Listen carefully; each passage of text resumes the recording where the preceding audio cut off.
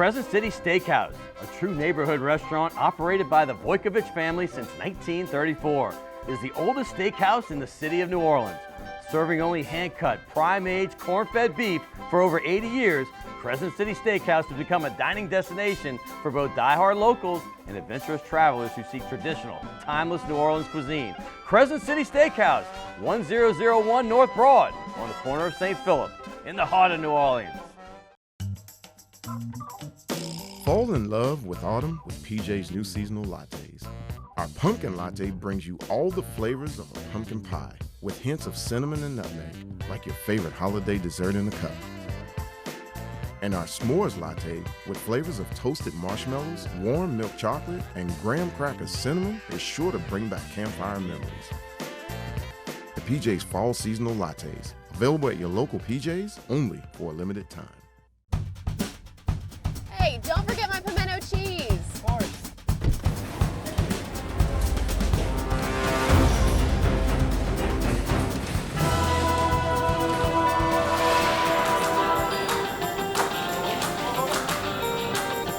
It's okay, I'll take it from here.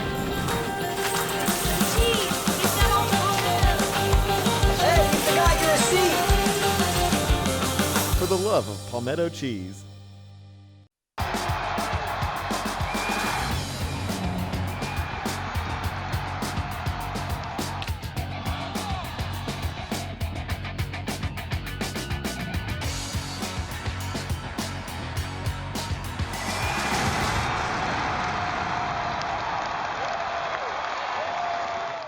Good evening and welcome to Primetime Sports. What a great time it is to be a fan of sports in the city of New Orleans. Maybe not so much the New Orleans Saints at the moment.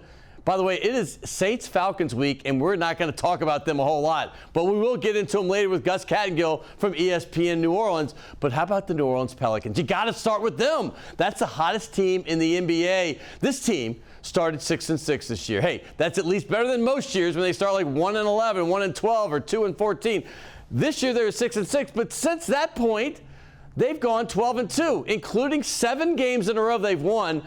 They are the hottest team, like I said. They're first in the Western Conference. Who could have imagined that? And by the way, this epic weekend against the Suns, Chris Paul got all upset with Zion Williamson for doing the windmill 360 dunk at the end of the game on Friday. They came back and beat him in overtime. This Pelicans team was 0-3 in overtimes this year. Now they're 1-3 after this big win. So they go on the road for 2 at Utah. Not going to be easy there in a row. And then they go Phoenix again. For the 4th time this year, they'll play Phoenix. That's the last time they'll play them all season. That's going to be this weekend. And then they come back to the Smoothie King Center to play the Milwaukee Bucks on Monday. So this is a fun ride, people. Enjoy it. Get out there and support this team. How about the LSU Tigers? They were down 20 this weekend in basketball to Wake Forest in Atlanta. But this team knows how to fight and claw and scratch and win. And that's what Coach Matt McMahon's team did. They came back and won that game by 2, and now they're 8-1. Tulane's rolling too, and UNO is going to get back on track as well. But hey, let's talk about what else is going on here. High school football championships. John Curtis Patriots. Man, they took down Brother Martin. The Crusaders lost 23-0. JT Curtis now has 27 state titles. Think about that. 27 state titles, and he's just a few wins away from being the most wins in high school football history in any state, any level. Phenomenal. Congrats. JT will be on our show next week.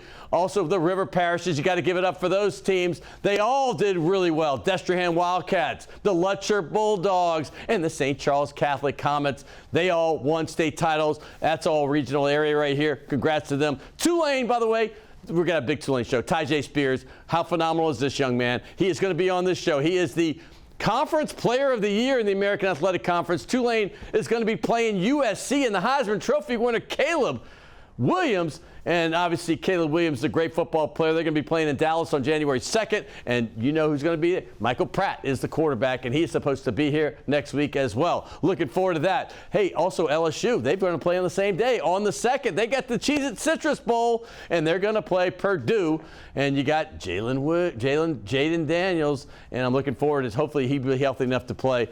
We do have some sad news I got to bring up. Mike Leach, the great coach from Mississippi State. He's coached Texas Tech, an innovator. He coached at Washington State, and obviously now at Mississippi State. He passed away at the age of 62. and listen, this is an innovator. I've been around this man a lot when doing Fox games. It's a sad day for everybody in the coaching fraternity. We have a great show for you. We'll be right back right here on Primetime Sports.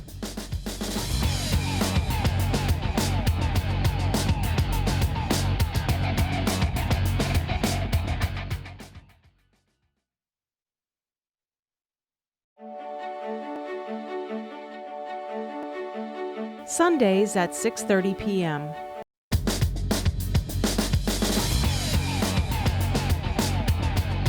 Hey, welcome back to Primetime Sports. Hey, it might be a week late, but we got him. No fault of his for sure. But Tyjae Spears, the American Athletic Conference Player of the Year offensively. I'm going to say he's Player of the Year. He's the best player in the conference, but he got that award just a couple weeks ago. And how about this? Tulane goes from 2-10 to 11-2. They're going to be playing USC in the Cotton Bowl. It's like pinch myself right quick. But what a fantastic year for not only him, but for the Green Wave as well. But he's here. He's the running back that has all the moves. Welcome to the show, my friend Tyjae. Welcome, man. How you doing, man? Hey, man. I'm doing good. I'm doing real good, man. I appreciate you for having me, man. It's a thrill for me. I mean, I've been doing this stuff for 30 years, and I mean, I've been looking forward to this one. I'm a Tulane guy growing up. I love the Wave, and you know, I've seen some great years, and I've seen some mostly not great years, but I'm always there through thick and thin. So this has been particularly fun for me, but it had to be much more fun for you, right? Yeah, man. The complete turnaround, 11-2, conference champions. Yeah. Going into That's the a big season, one. what'd you think? I mean, I was curious. Be honest with me. Honestly, going into the season, like I said it a lot. Hearing Nick Anderson say we're gonna be conference championship, we're gonna be conference champs. I was like, But like as the weeks went on and then fall camp went on, and I understood. Okay, all right, we got a chance, we got a shot. Okay, we played this game. Yeah, we got a real shot. I got to say one thing, man. When you beat Kansas State, I was a believer because I actually took you guys to win that game on a money line thing on a pool I'm in, and then I was like, and then when you did it against Houston, you followed it up like a couple weeks later with Houston, and I'm like, everybody in the country's watching that. I do games in other states, and I'm like watching it, preparing for my own game. There's Kansas State right there. But when you took out Houston, I'm like, oh my gosh. And because I had done the Houston game like just a few weeks earlier. They took Texas Tech to overtime, and I knew that was a really good team. And then it kept going week to week, and I'm like, they're knocking this team out. I mean, Cincinnati's down. You got SMU on Thursday night, just obliterated them. But when's the first time in September? Because I know what you beat Kansas State, you had to know y'all really good. But when's the first time you're like, we're not just good, we're not just better than most people expect, we might be championship material? It's crazy. Okay, when we lost against Southern Miss. Yeah.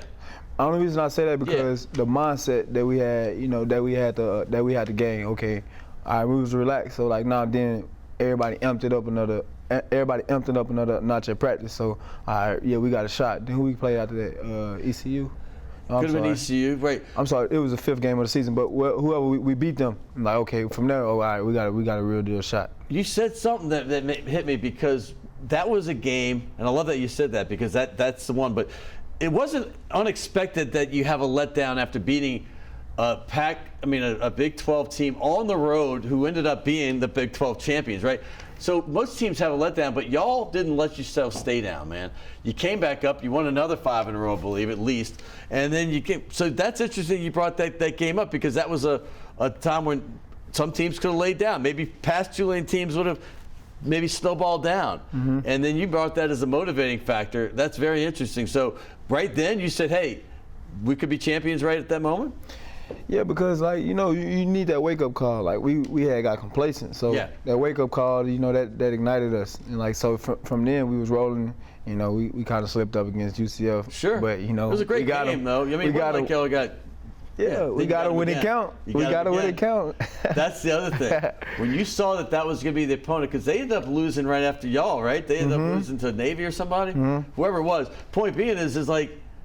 Then you all said, "Oh, we got another chance to be back in this and play a home game in the championship game." Yeah, so that's why Cincinnati week was so important. Yeah. So like, I was with my brother. Like I was pulling. Like I was. You would have thought I went to Navy. How big of a fan I was. Right. I was too, though. I was like, watching the scores come in. Yeah, you would have thought I went to Navy. How big a fan I was. But that's why the Cincinnati game was so important. Like I put like everything I had into that game. Also, the guys around me did too. So, and it worked out in our favor. 7 straight 100-yard games. I mean, you're having this magical season. I mean, 199 yards in that championship game, I believe. I have a picture of you being held up. That's kind of reminiscent we talked about before Tyjae was on. We were talking about the 1973 Tulane beating LSU, who had beaten them 25 years in a row, fact.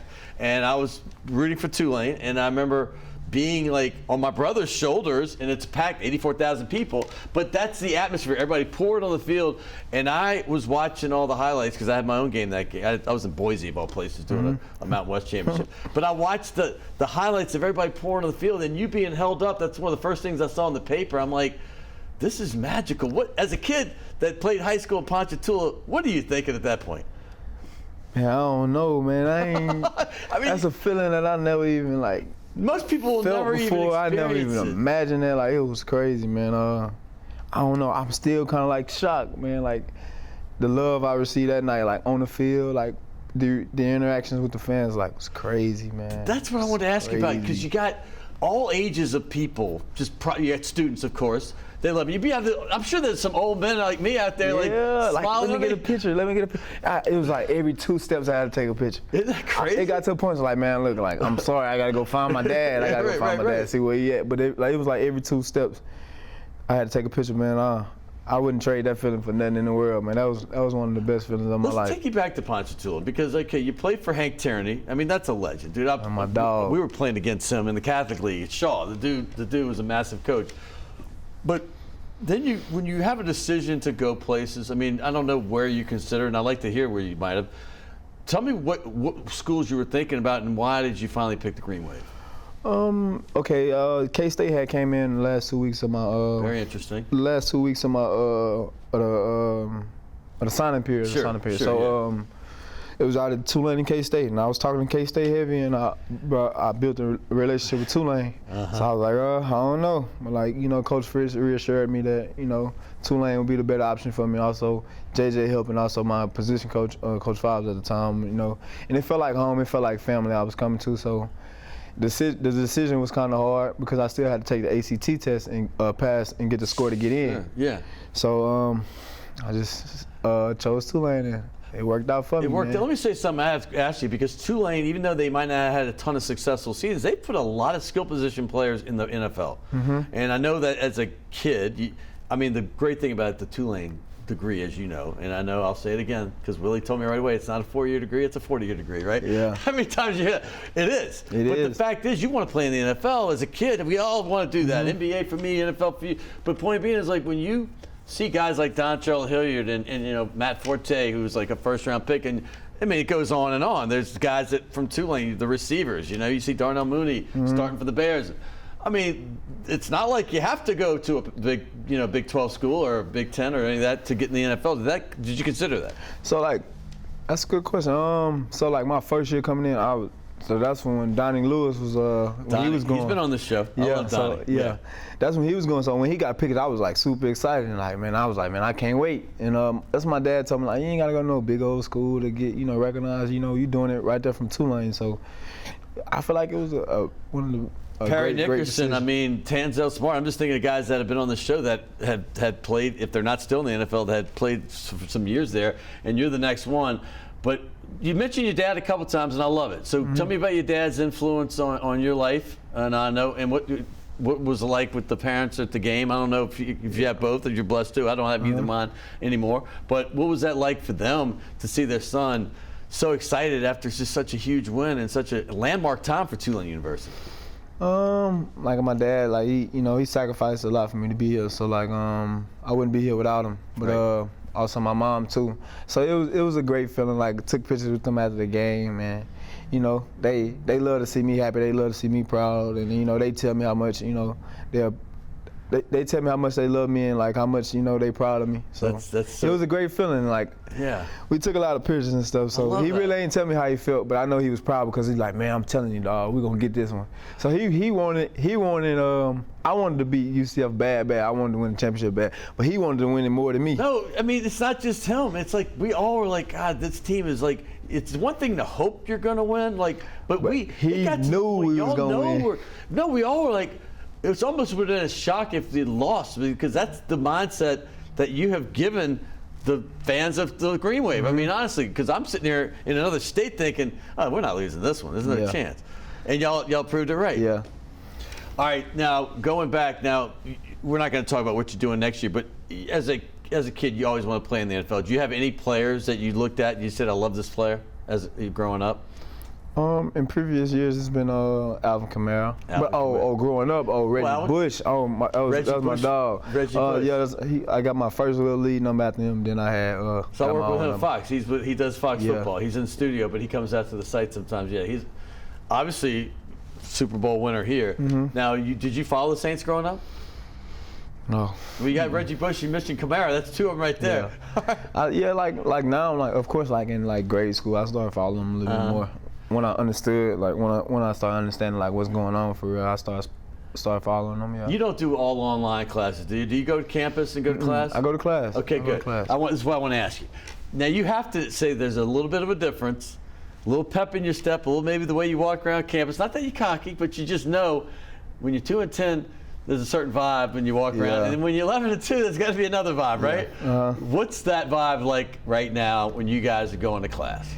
It's like, you know, I don't really talk to people that much though. I wish I did. I wish I was more open. But like people probably like see me and stuff, but they don't think I'm like approachable. But like I'm like one of the nicest persons. That's what I was told about you. You're the most approachable. Like that's literally. What I'm saying. Maybe not that picture they're showing. Yeah. But I was turned up right there. You can't walk around campus with that look. I was turned up right there. Because they say the same thing. What I see now, they say the guy's got a great smile. He's so much fun to be around. You're gonna love talking to him, and it's true. Yeah, but they don't think that, cause like at school, but like I'm like one of the nicest dudes in the world. I wish Maybe I would. You need to go to them then. I know. Say what's up. So. What's up? I think so. I think I would make their day too. I mean, seriously. I really think I would. You're making my day right here. But we are giving you gifts, so maybe that helps. Hey, Michael Pratt, y'all have a bond. I can see it on the field, man. And he said something. He came with Willie. And he said, man, we're going to be competing. And I said that earlier. We're going to be competing for championship. And I'm like, are you serious? I love this vibe. But he meant it. And I'm going to say this. You guys are a 1-2 punch that's pretty sick. I mean, he was obviously the MVP of that championship game. He had sick numbers. He's throwing for almost 400 yards. He's rushing touchdowns and all that. But you're not predictable because you do what y'all both do so well. Man, like he the center of everything. Him and the O-line are center of everything, man. Like Pratt is, you know, he's what makes him special? What as a player? Him? Yeah. He's the same person every day. He's very consistent. Is, isn't he? Yeah, he really is. He's very consistent. He's a natural leader. Look at that great picture over right there. I love that. I know, champions. I mean, you're champions, dude. Look, I've had Nick on the show. I want to get all the rest of them on the show. No. Yeah, that's a fantastic picture. Yeah, but Pratt, man, he's a great leader, man, great guy, man. Like I treat him like my brother, man. I really view him as a brother, and I got so much love for him, man. You know, your media relations guy Jason brought in, and he suggested I get Nick Anderson on when I had him. I had him on. I think it might have been right after you beat Kansas State. I'm pretty sure that was it. But he's such a leader too. I was so impressed with this young man, like I am with you. But I mean, I just sat there and I'm like, I can see why he's followed by you guys on defense. Leave the defense plays for sure. It's like on our team, I ain't gonna get on here and like tell no lies to you. Like, we got some great football players, but we got even better people. I agree, man. Like when those guys are great football players, like every person on the team, like once you really get to know them, they even better people. Like, how can you lose at Tulane working with these guys every day? You can't. Like, you know, they are great people all around, on the field and off the field. And Willie is the center of that, because I've been around so many coaches, man. I've done this forever. And I don't meet many people as fine as Willie as a person. I mean, he really is. What does it convey to you? I mean, when you're being recruited, for instance, I know you get probably recruited by your position players and all that, but you got to meet the head coach eventually.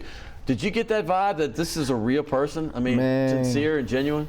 Man, me and Coach Fritz, we done been through so much, man. Like, Coach Fritz, I know for sure he gonna stand on the table for me, man. Coach Fritz, probably one of the realest coaches I've been around. But you know, I love my high school coach to death, Coach Hank. But my man, Coach Fritz, he the truth, man. No, he's been talking about you for a good bit. I'm loving, because we all knew that you had an injury one year, right? And we all knew that you were going to be a really good player. Did I know you were going to be the offensive player of the year? No, I had no idea. Know. You had.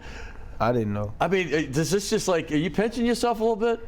But it don't seem sometimes, man. It don't even be seeming real sometimes. I mean, it don't seem and real. you're playing sometimes. USC. Okay, let me say this. USC was about to play for a national championship. If they had beaten Utah, which I predicted they wouldn't, but if they had beaten Utah, they'd be in the Final Four. And you're playing USC, and I know Jason, who's sitting over here, he's old enough to remember as well.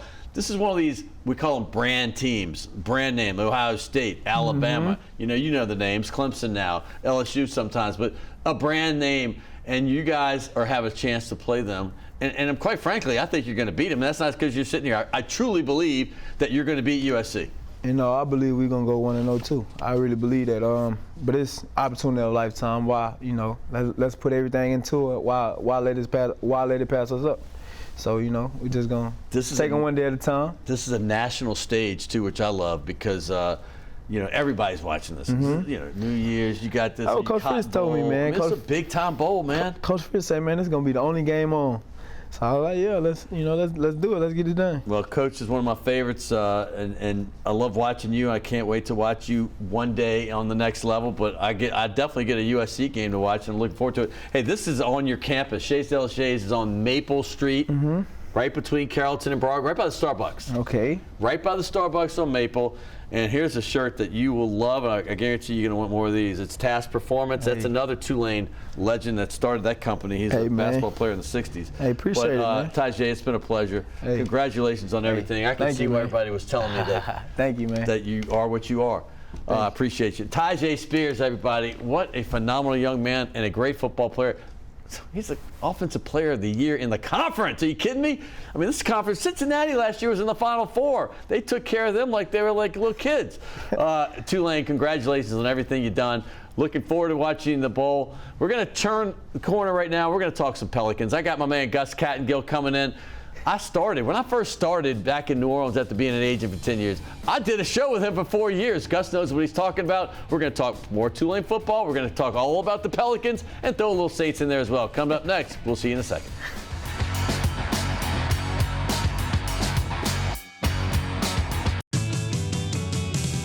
Rock and roll will never die. It's old New Orleans, my oh my.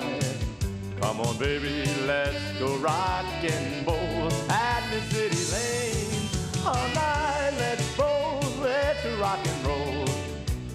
Baby, do the rock and roll. At the mid-city lanes, the home of rock and roll.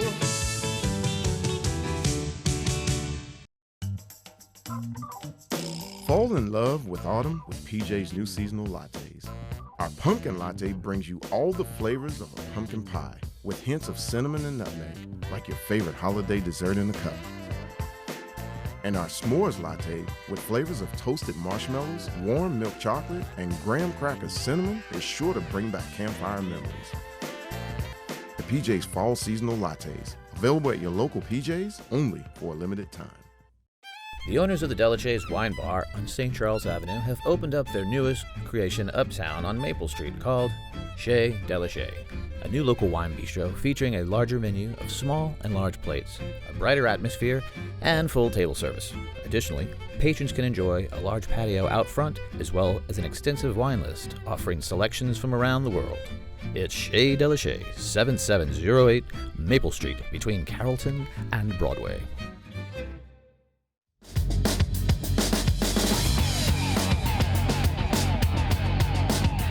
Hey, welcome back to Primetime Sports. I want to thank Tyjae Spears. What a great interview that was. What a great football player he is. I'm looking forward to that game against USC. But hey, we're going to switch gears. We're going to talk some Tulane, but we're also going to talk Pelicans, Saints, all the things you love and a little bit of LSU, and none better than the guy when I first moved back to New Orleans that I did a show with. Most people probably don't even realize or even remember, but his name's Gus Kattengell, and he is now the studio host for the Pelicans Radio Network. And you always know him from the Sports Hangover at ESPN New Orleans. And here he is once again. I haven't seen you in a while, Gus. Dude, how you doing, man? You looking well? So good to see you, man. I just literally said that before we started talking here. Say he doesn't age, man. Oh, I don't come know how on, that works like that. I'm 57. looking on the camera. I'm like, woo, I can tell I'm 46 here. Yeah, I got you by almost a dozen years still.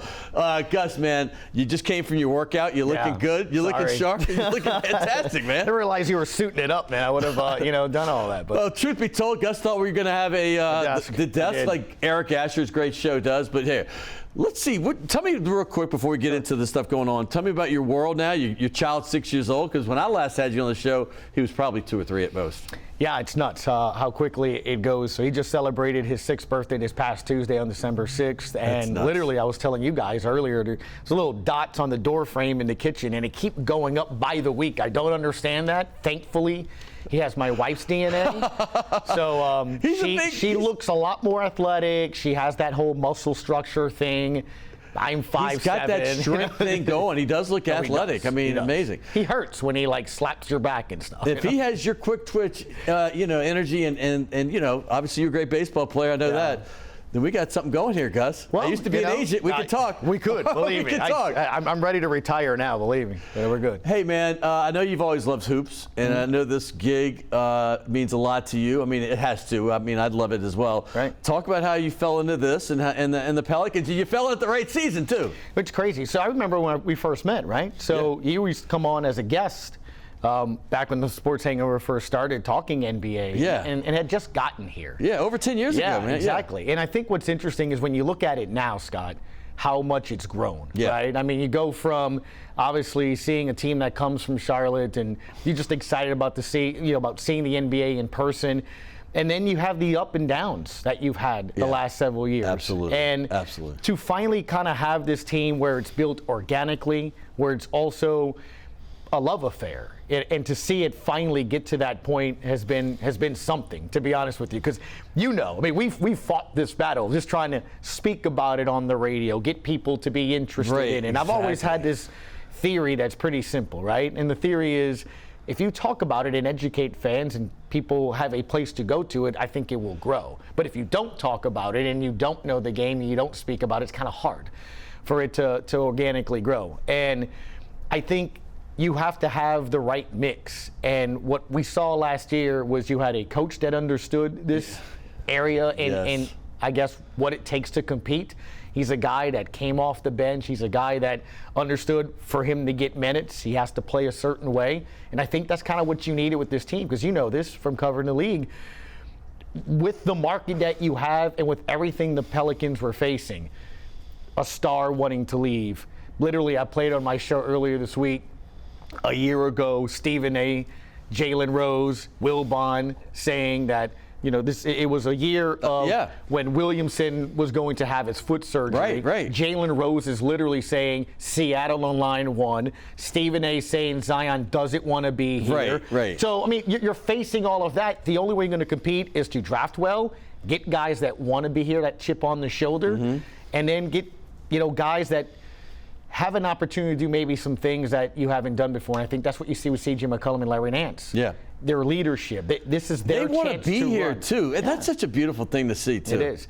And it reminds you of what Sean Payton built, right? I mean, you remember when you were at Millsaps and you're looking at it, you had guys with chips on their shoulders, right? I mean, from the linebackers to Lance Moore to all that, you had guys that maybe weren't stars with the Cowboys or other teams. Vilma, right? I mean, the Jets, hey, maybe you're not the guy we thought you would be. Well, you give them an opportunity to be leaders. You give them an opportunity to say, this is your team. And then you have guys that have that chip on their shoulder looking to prove something. And then you start seeing it build. And I think that's a similarity that I've been able to notice. But that's the beauty of that. So being able to kind of do that this year and see how it's taken off, it's incredible. I mean, it's funny. I almost feel like the windows are going to break sometimes after games because fans are hitting the windows and that's celebrating. It's really People cool. are like, it's not going to support. Yeah. It's hard to get a ticket nowadays. I mean, I went to the game last Friday. Yeah. It was playoff atmosphere in there. I know it's Phoenix, and we have a little bit of history from last year, but I mean, I have, I've never really gone as a fan a whole lot, but I just went totally as a fan. I just wanted to sit back and enjoy the experience and clap, which I never get to do. Boo. I had such a blast, and this is proving it. Like, there's other stations here that don't even want to talk about them, and we don't need to get in that. But the point is that this city will support you if you act like you want to be here. You want to. Winning is great. We know that. But you just play hard and do the things that they want to see, and they're gonna get the sport here. Yeah, no doubt. I mean, look, winning matters, but we've also seen the opposite of that. And I have been in the Dome in the third quarter when the Saints are not doing well and people are leaving. Yeah. I used to work for a place where we couldn't give away tickets before Sean Payton. So winning does fill stands and things of that nature. But the love affair for the team's always been there. But you've had 50-plus years when it comes to the Saints. Sure. And what's crazy, Scott, is, you were asking about my son. So he will grow up, obviously, not knowing anything but NBA basketball in this city. Right. I always tell this story, little Mark, and he's now 20-something years old, working for a living, high school graduate, all that. But little Mark was 9 when I moved into the current house where I'm at, and the Pels were the Hornets and just starting, and he loved it. I remember playing basketball with him, 21, whatever, talking about the game, and I remember thinking, kids now, you have generations. You have 20 years. Yeah. You have a kid that was born when they got here and has graduated high school. Absolutely. And all he knows is NBA basketball. So I think from that standpoint, that's a big thing. And now you're kind of seeing where it goes, moving forward. Can they win? Can they do all that? But I love it. Look, I mean, from a standpoint of what we do, being able to talk sports, there's no dead periods now, right? Because while football is kind of going on and it is the way it is, the NBA's just in its, second real full month going into December. You still have the post-All-Star break, then baseball starts. You know how this area loves college baseball. So, I mean, it's great because it's really going constant. Hopefully, this team will be playing, April, May, June. It's going to be hard to see them know. not playing. I remember going into the season, I was on a lot of shows in other cities, and they were asking how good. I said, I would be surprised. Now, injuries, let's say we got to be healthy. But without injuries, I think, and this team hasn't been healthy really, and they're still doing it. But I said top 4 in the league, and people in other cities are like, are you saying that because you live there? I'm like, I'm saying that because I know basketball. Now, did I think we'd be first right now? No way. But the fact is like, as long as we're in the running, and this team is playing hard and exciting, what is the key to you for why they're so good? Because there's a couple things that come to my head. So I think the first thing is you go back to what worked for them, and I guess was the recipe for success last year in that play-in, right? And it's defense. Yes. So yes. Team defense, it's just like in football, running the football, playing defense, that travels. That plays well in September, that plays well in the cold, rain, whatever, right? So if you can do those two things to give yourself a chance. Look at San Francisco. They're throwing anybody back their quarterback right now. Right. I mean, don't get me wrong, the legend of Brock Purdy, but you have an elite defense, right? So if you don't have an elite quarterback, you have to have something elite, that elite defense. And if you can play defense, which a lot of teams don't in the NBA, aren't used to, you have a lot of those shooters that maybe struggle and things of that nature, you at least have a shot. And they did. They had a shot. Right. But, Scott, I go back to that game when the Suns eliminate the Pelicans, and I'm like, man, I can't help but think if Zion doesn't play, you might actually beat them. And that was nuts because that was the first seed. That was the first seed in the Western Conference. Like, we had to play you should have legitimately had no business. Right. But what I loved about it goes to the second point as to why I think they can succeed and move forward. It's the attitude. They played them without fear. Like, they enjoyed the competition. They were almost bullyish. It was almost like, hey, I don't care who you are. It's the little brother sort of effect there, right, that you saw on Friday when you went to this game recently. Yeah. They want that competition. They want that smoke. And I think that's relatable to fans. You know, seeing a team that's going out there, being competitive, doing those things. So defense, the mindset of that team, and then look, at the end of the day, it's the Jimmys and the Joes. It's the talent. You've got to have talent. No doubt. So you have a guy in Brandon Ingram who showed out at the end of last year in the playoffs. Did he ever? He's an all-star sort of guy. I know. CJ McCollum, very Breeze-like. I keep saying that. His trade, we're going to maybe go back and look at, brought leadership, turned Zion around mentally, calmed everything nationally. He's done so much from that perspective. And for him personally, it gave him an alpha dog role. You know, he was always going to be second fiddle. Exactly right. And he's still second fiddle, but he's in the backcourt, there's no doubt. He is the leader with the guy with the ball. With Portland, obviously, you always had Dame, so it's going to be tough. Well, again, you go back to some of the greats in any sports, right? I mean, even with MJ, it was Phil. Phil empowered him, but it was an extension of those two, right? I mean, Phil Jackson, same thing with Kobe and Shaq and all of those things. In football, it's Montana. I mean, you can go back and forth. You always have to have that right connection, and I think with Willie Green, you have that with C.J. McCollum. You have that intermediary, right? You can say, hey, the guys kind of feel like this, or hey, guys, coach wants this. So I think that's so important to have. Plus, it takes that pressure off of Zion. He doesn't have to lead. Just go be Zion. Yeah. You know, you have a team leader. And also, what you saw last year was Brandon Ingram made it his team. Yeah. Because that's what was. So you saw him kind of take that next level in growth.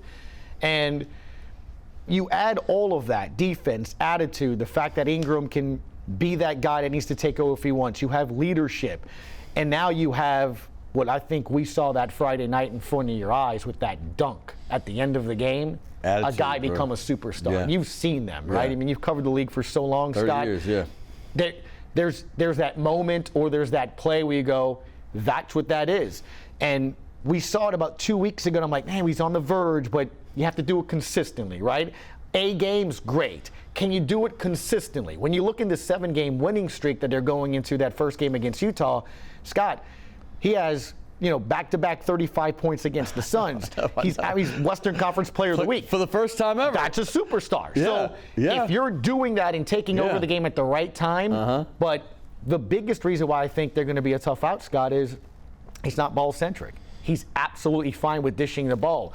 He's spacing the ball. His basketball IQ is incredible. There's plays where you're watching him, and he says it after the game verbally, that he's dribbling the spots on purpose, not looking to score, but to move the defense so he can free up somebody else and give him the ball. That empowers your teammates. You don't feel like just, you know, a member of the supporting cast. You feel important, so you play harder for him. And it goes back to that time when he got knocked down, man, against the Pistons, and Najee picked him up, and you saw the entire team go. Dude, that was awesome. That was awesome. Scott, I watched that entire game. I love that. You remember 2 years ago, David Griffin is out there complaining and lobbying that he doesn't get fouled enough and all this stuff. And I remember going to my show going, where is his teammates? When he gets fouled. Yes. Nobody picked him up or shoved somebody. It's a different ball game now, different game. So there's a lot of good things to see, man. And dude, you're 10 games above 500. I want to get on Tulane, but I want to say one thing about Zion. I've been covering and watching closely the NBA for 5 decades. Yeah. I mean, that's how old I am. I remember the 72 championship like it was yesterday with the Lakers. I finally got. My point is that I have not seen a guy. You can always say, okay, he reminds me of this. Zion does things I've never seen before, which is really hard. I mean, he's kind of Barkley-ish, but Barkley didn't have those spin moves and all that. Barkley just backed you in and did it. But that's the closest body type thing he had. But this dude is the most unique player, and he scores when he wants to. Right. That's unbelievable. Like, he really does. But let's get to Tulane. We got to get there because they deserve this. Tulane, let's just start there. What's the secret to their success? I think kind of to the point where we're talking about with the Pelicans, leadership, it starts there. Yeah. And being able to see Willie Fritz from the beginning to now, it is him. He's Willie well, man. I mean, how great is this man? You know, I was the silent reporter up until the last 2 seasons. Yeah. So about a couple of years with him. And he hadn't lost until he got here. Right. And I remember there were some moments, you know, Tulsa stands out to me where it was kind of a devastating sort of loss for him, and he's just sitting there. And Scott, you know, it's hard for him to try to, you know, come to terms and grasp how hard it was going to be. But he never lost hope. He never lost confidence. And I think the other thing that really stood out to me, Scott, was he was constantly positive that it's going to happen, it's going to turn around. But he knows what you needed, right? Yeah. Needed certain kind of players, certain kind of attitudes, support from here and there. But I think it goes from him. If that guy is down and that guy starts questioning, I think then that's the problem. And then that's what I've seen, you know, up to this point. That's why when he comes on our show, we've had him on Tuesdays for the last couple of years. I love hearing the journey, you know, what it takes to get there. Yeah. And man, I'm so happy for him because I know how hard it's been and how tough some of those losses have been, and having to overcome years of, well, that's going to be Tulane. I got to say something about Tuesdays. Have you been doing Tuesdays? Did you do it last year as well with him? Okay, because I was at WWL then, so I had to talk to him before he came on. Yeah. And as the season went on, I just felt like so bad that he did the interview. What is the difference this year? Because he always did it, but you could tell each week the voice would be like, Right. yeah, hey, Right. Scott. Two wins, man. Well, look, that was a team that you didn't think was going to be that bad, right? Right. They had talent. Right. And, I mean, you were just talking about Well, they had Tyjae. tough losses, but yeah. Right. But I don't know if it's the way that started with the whole Storm thing and all of that. Because, look, we have Frank Selfo as well with Southeastern. I mean, and listening to all of the teams that had to deal with that. Yeah, and I know you don't think it's something, but again, back to the Pels, they didn't start the season they would have liked because they were on the road for pretty much the first 2 weeks and the road trip in the East Coast and West Coast. It affects you. So when you're not on campus, you're not at your facility, and you're doing those things, I think it does, hinder it. But I think the other thing that's really important to bring up with Willie as well is this. Understanding what needs to be done. And sometimes it's not easy. I give him a lot of credit. He had to change staff members. Offensive, defensive coordinators, people that he worked with long time, and bringing in people that maybe didn't work. I mean, from Long to the new offensive coordinator. I mean, to be able to make that decision and understand, what's just not the right fit. That can't be easy. No, it's not. So I think everywhere along the way, for me, Tulane success starts with leadership. It starts with leadership. I want you to sign a ball here. Before we do, I wanted to say, give me a minute on the Saints because. Just a minute, what first thing comes to your mind when you think of what's going on with the New Orleans Saints? Disappointment. Yeah. I think disappointment and frustration are probably the two words. And I think we all thought one of the reasons that you would go with the staff that you have is based off, hey, you have the culture, you have something built already. It's kind of, hey, you have captains, you have leadership. In theory, it should just work, right? It should be able to just work that way. And I think, not that we ever underestimate, I guess, what the impact of Sean Payton would be, but at the same time, I think one of the things you see, Scott, is you just had a perfect storm of disappointment. Players haven't played to their capability, right? You have guys like Alvin Kamara. Well, we saw a couple of them right there. These are guys that he scored 6 touchdowns, yet he's fumbled. I pulled some pictures from the first Falcons game, and we saw Michael Thomas, who actually we thought that he was a star in that game. We thought he's back, and obviously we've seen him. We don't even know his future here at all. He might not be here. Kamara, we don't know his future here. These are superstars that, for whatever reason, this team didn't sink. And sometimes it takes a couple things, like you said earlier with Tulane. You could get up wins. They had a couple heartbreaking losses, and they've just keep. It's just like I said. It's tough to almost diagnose because a lot of it doesn't make sense. You would think that a veteran team, Scott, this isn't full of rookies. These are guys that have been in the playoffs, right? I mean, you really didn't have that much roster turnover. You would think that they would know how to close games, penalties, things, attention to detail. But you know what?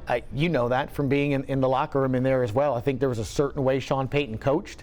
And I think those players were used to being coached a certain way. And I don't think it's coincidence when you listen to players say that it starts at practice, that they would go through practice and nobody's bringing up the false start penalties. No one's bringing up the mistakes. Right. And I think we heard for years, 15 of it, right, with Drew and Sean. You play how you practice. And if you're having mistakes and it's not being attention to detail at practice, it absolutely translates to something. It's translated. Hey, buddy, we give gifts here. No, you're the first guy that turned me on to task performance. Dude, and I give you credit quite often. And I have not taken, all I wear is task. That's it. Like my underwear, nothing but task. Most of my socks, shorts, everything. But the shirts, got tons of them here. You probably do too. No, I know you like the way they feel. Never have enough tasks, dude. It's awesome. And here, go bring your beautiful wife over to Sachet's Delachets on Maple, or you can go to Delachets on St. Charles. Also, you know what? You're on a football, but since you're doing the Pelicans, I want to get you on the basketball now. Let's do this. Let's get you right here. We get you somewhere. Yeah, do it where no one's going to see. No, dude, I don't care. Come on, get in there, man. You're on the Pelican staff, brother. You're in there. Get right there. That's a good spot, right under John Brady. That's him. Check him out. Listen to the radio. Hey, turn your dial down sometimes when you're watching the TV. I'm not saying turn Joel Myers down. No. My point is just turn it down once in a while, especially on a national game. But hey, when you're in the car, definitely listen to the Pelicans radio broadcast. Ty Graffinini's doing it. And my man Gus, these two go way back. I remember them talking NBA 10.5 years ago. But Gus, thank you, bro. Oh, man, that was a pleasure, man. Thank you for having me. Appreciate it. And listen to him, by the way, every day from 12 to 3 right there on ESPN 100.3. Hey, coming up next, we're going to talk to C.J. Holmes.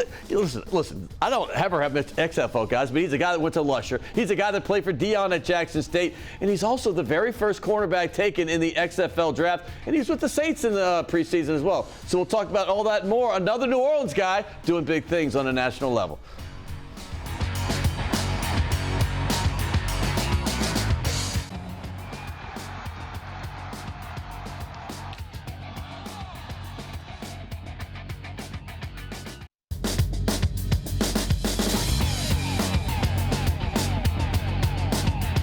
You know, one of the favorite things I love about this show is that we highlight players from this city, this state, that do things on other levels. But you know what? We like to see guys do well. And here, I got one right here. A guy that went to Lusher High School right there on Ferret, right off of Nashville. And he also went to Jackson State. That's right. They became a powerhouse under Deion Sanders, who I grew up watching. I shouldn't say grew up. We're about the same age. But Deion Sanders, playing under him must have been something special. And he had a stint with the Saints here in the preseason. And I'm going to go ahead and now. He was the first cornerback overall taken in the XFL draft. He's going to be playing for the Guardians in Orlando for a guy named Terrell Buckley. All you got to do is ask somebody or Google him up, because that's one of the greatest football players in Florida State history. And he played 14 years in the NFL. But here's a guy that wants to get 14 of his own years in the NFL. Yes, sir. We're going to start in the XFL and see what's up. CJ Holmes, how you doing, my friend? I'm doing great. Thanks for having me today. It is a pleasure to see you, man. You got a great smile. You got a great personality. Yes, sir. How's life for you, man? Man, everything's good. I can't complain right now, you know. Just taking it one day at a time, trying to stack the good days. Stack the good. You know, that building you went to school in, I just mentioned my dad going there years ago, but I just thought of something. Aeneas Williams, one of the great players from New Orleans, that used to be Fortier where you went. Yes, sir. And I believe that's where he went, I'm pretty sure. And they've had a lot of great players that are defensive backs, Hurst and a guy named Gay and all these dudes that played in the NFL. And you're in the same building. Is that your goal as well? Yes, sir. I'm knocking on that door right now, and that's the whole goal, you know, to get in that league and create a long longevity for myself in the league, and you know, just keep building on that, and then hopefully I'll be along that legendary pipeline of great DBs. When you see his lower third on here, that's his Twitter handle. I want y'all to go to it. This kid's inspirational. I don't want to call you a kid, but inspirational. I was watching some of the videos and seeing some of the stuff. I'm like, Dude, you got a good inside spirit about you. Where do you get that from? Yes, sir. I think I built that from my parents. I caught on from my parents. You know, my mother is very spiritual, prayer warrior. Nice. My dad also as well. They let me grow up in the church, and so, you know, I'm very faith-based, and I believe in God first, and everything that I do is, you know, I motivate myself first. So, you know, everything I see my parents do for me, that it all dwells from that. And so that's I love that you said that, because I was doing some research on you, and I found like 3 different pictures of you kneeling, praying, you know, whether it be, you know, working out or Jackson State. And there's one right there. Yes, sir. And I loved it. That looks like that might have been against Prairie View. Yeah, that was one of my favorite pictures, actually. No, I mean, I love it, because I was like, man, this kid's got his priorities straight. Let me go ahead and talk about getting a sniff with the Saints. We all grew up. We grew up in New Orleans. That's the team. Obviously, you grew up in an era. They were always losing when I was a kid. Right. They didn't start winning until I was 20. But you got to see the Saints pretty much growing up as winners most of the time. Yeah. And then you were on the same field as these guys used to like watch when you were growing up. What's that like? Man, adrenaline rush for sure. As soon as I stepped in the building, nothing but blessings. Phenomenal opportunity. I want to thank the Saints organization for that. Just to be able to, fresh out of college, and go straight to my hometown in the NFL, that's all been my dream since a kid. So just to step in the building, the first thing I did was just take pictures and embrace the moment. Right, embrace the moment, right? You know? And so just being a part of that was just a great opportunity for me, and just to be able to see the professional vibe and the professional business that I have to conduct myself by now is just amazing to be a part of. So you went to Jackson State, and out of high school, you were there 5 years because COVID gave people an extra year, and you took advantage of that. Yes, sir. Deion wasn't there when you got there, was he? No, sir. So so tell me you heard he was going to be the coach, and I don't know, because you're young to remember him specifically playing, because he was more 90s guy. Yeah, of course. But when you hear Deion Sanders taking over, what's your first thought? Man, I didn't even Especially that he plays your position. I didn't even know what to think, for real, because me at Jackson State, you know, that I never thought of like a big face like Coach Prime coming to Jackson State. So when it was announced, I was just like, man, this is like the NFL coming to me. Like, you know, this is like it's crazy. This is crazy. So just hearing that and just I remember going through the whole COVID year, just not knowing if we were going to have a season or anything like that, and then hearing the news, it just brought a whole new motivation to me. I was like, I know what type of time it is now. I know he's going to try to bring in his recruits, his players, so I just got to step my game up a little bit more. This Coach Prime, like this Deion Sanders, like. He's the best at what he did. Okay, Yes. he's the best. I'm not going to say he was the greatest overall cornerback. You could argue it for sure. You could there's definitely guys argue. that, there's guys that, like, Rob Woodson might argue, maybe Right, Mel right. Blount in my day. But point being is, at what he did at cornerback, because he wasn't the greatest hitter, but nobody could cover a guy like Deion Sanders. Unmatched. His speed is. It was sick. It was. He knew I how to had some use it. shots I pulled from not his playing days, but when he was coaching, Mm-hmm. and you could see the animation as a coach, what he's like. So what is he like on the field coaching you?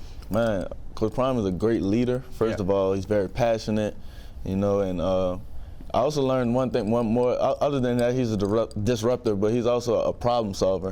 He's a very good That's problem important. solver. That's important. And whenever things going wrong, or like when things seem to be going wrong, he's always calm in the situation, knowing like what to do next. And so like that kind of rubs off on us, like being around it, the leadership, the passion, and the problem solving. That all of those like qualities that he has as a coach is just it rubs off on you after time. I'm gonna say this.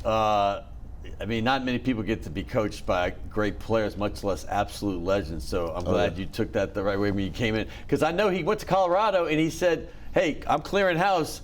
Now, is that kind of a ploy to see who's going to back out and quit, or is it just like everything is a mental challenge with him? Right, right. He's going to challenge you in every way he can just to get the best out of you. And so as soon as he stepped in from day one, he challenged us. Like just like he's doing at Colorado right now. I'm gonna bring in my players.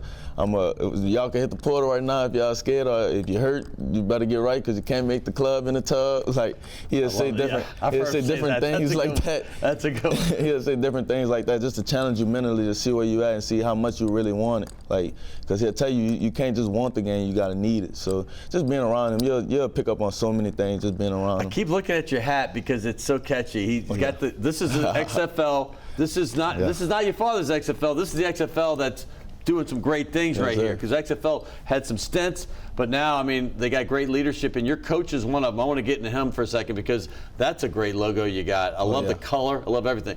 But Terrell Buckley is another great Florida State player like Deion Sanders, probably the two best cornerbacks in their history. I just had an argument with somebody about that. And you coach one, and there's the other. And I'd say Terrell Buckley made a comment back when he was playing. He said, I'm the best athlete on the latter half of the 20th century, meaning the 1950 to 2000. Yeah. And that's a famous quote. And they're like, who's the other guy? Of course, it's Jim Thorpe. He was like an Indian Olympian. And we're like, okay. But the point is you went from one brass coach that played at Florida State. And let me tell you something about Florida State that you might be too young to remember. This team was a top 5 team for 15 straight years. Look that up. You know how hard that is to do? Top 5 for 15 straight years, and it was mostly on the strength of their skill position players, the guys with the speed, like Deion and Terrell. But you're going from him. What do you know about Terrell Buckley, a guy that's won Super Bowls, man? This dude's 14 years in the league, right? All right. And you're being mentored by a guy in college. Now you get another mentor to show you the way. Yes, it's very crazy, my pipeline of story that I have. And so just being able to be coached by Coach Buck, you can see the intensity that he has as well as when you're just talking to him. He articulates well, he gets his message across. But going through, just being around my parents and people that they be around, they always tell me, you don't even know who T-Buck is. T-Buck was an animal back then. So I had to go back and watch his highlights, and nothing short of amazing. I got some NFL shots of him. I was at the Super Bowl here. It was here. They beat the Rams. They upset them. Nothing short of amazing. Yeah, right there. That was right here in the Dome. And the Rams were 14-point favorites. That was a big deal. The Patriots weren't the Patriots of today. This is the game that put them on the map. But yeah, this guy has a history. But real quick, if I was an agent for 10 years, and if I was a GM, for instance, and you were trying to say, I might have a couple extra spots, how would you convince me to tell me what you do greatest on the field and why you'd be an asset to my team? Well, first of all, I'm going to bring energy and my effort to the team as first, because you don't have to coach that from me. You don't have to coach my energy and effort and my ability to be where I'm at all times. I'm going to be a leader on your team. I'm going to know the plays. I'm going to be a team player first. It's never about me. I'm going to be a team player first. And so As soon as you bring me on board, I'm willing to do whatever to help the team win. I'm about winning, get championships, you know. Locker room guy too. That's the key, Yes, man. I'm gonna say one thing about you. You got the spirit about you. I said that earlier, but you're an easy guy to talk to. You're easy to get along with. I can tell. You got a ready smile always. Appreciate that. But what made you be the first overall cornerback taken in this XFL draft? Because I mean that's special. And plus, like I said, a guy that was an All-American in college is the guy that took you. But what did he see in you to make you that pick? Well, I think Coach Buck seen something special in me for sure, you know, and going to the tryouts and the workouts that we had, I definitely tried to I showcase my abilities to, you know, show what I best do, like, you know, and just play my game and be comfortable. He saw that I was comfortable with how I played and just my work ethic that I've put in over this time has been showing. So. And I can't wait to get started so it can show for the rest of the season. What kind of cornerback are you? Like, like Dion wasn't necessarily a hitter, right? Yeah. I mean, he's a cover guy. I mean, for sure. Ideally, you like to be a little bit of both. But what would you say you do best on the field? So I'm a smart cornerback. I'm an IQ guy. I'm a cover guy for sure. I can blitz too. Now don't get that wrong. Yeah, fun blitzing? Yes, I definitely love it. My dad was a D-line coach, so I have a D-line package in me. Well, so give him a prop. Give him a shout out. Oh yeah, my dad coached Holmes senior. He's the senior, so he coached at Edna Carr for 15, 20 years.